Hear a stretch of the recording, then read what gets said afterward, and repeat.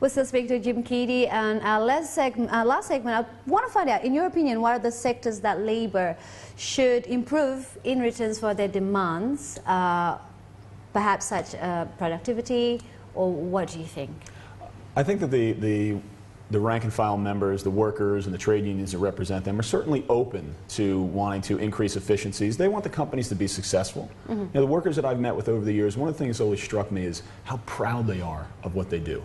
Despite the bad wages, despite the bad working conditions, they have such pride in the products that they create.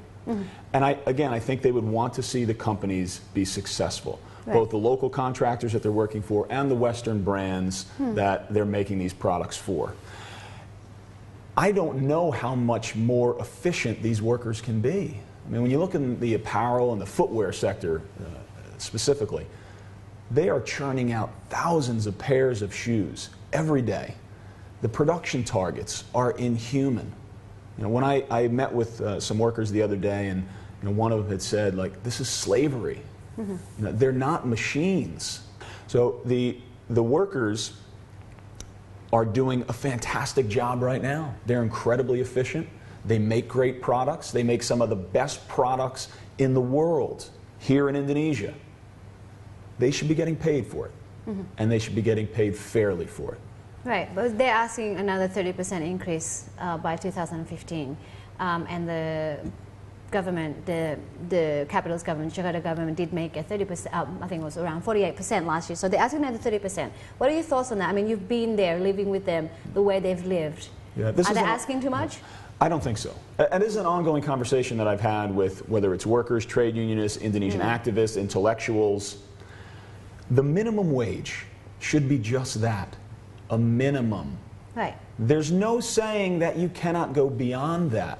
So this is where I believe in markets, and I believe that you can have open markets. But if we're going to have an open market, then things like information asymmetry, an economic term, you know, needs to be eliminated. Basically means workers need to have the same information that the companies have when they're sitting down to bargain.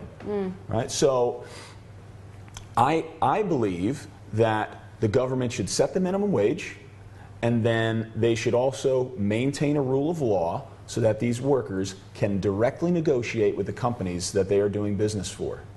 You know, and part of it is changing the Indonesian mindset. I met with about 25 workers out in Serang the other day, and we went through. We said, here's what the minimum wage is.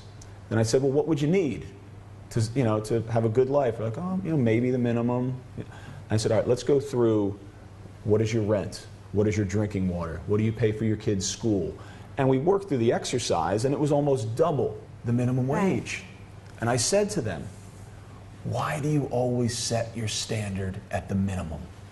And that's a question that I think Indonesia as a nation has to ask itself. Right?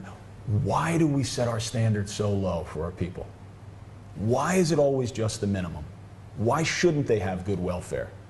And I think part of what it's grounded in is the very long history of colonialization in Indonesia. Right. You've won a couple of, perhaps more, fights to increase the, you know, to get the minimum wage at least.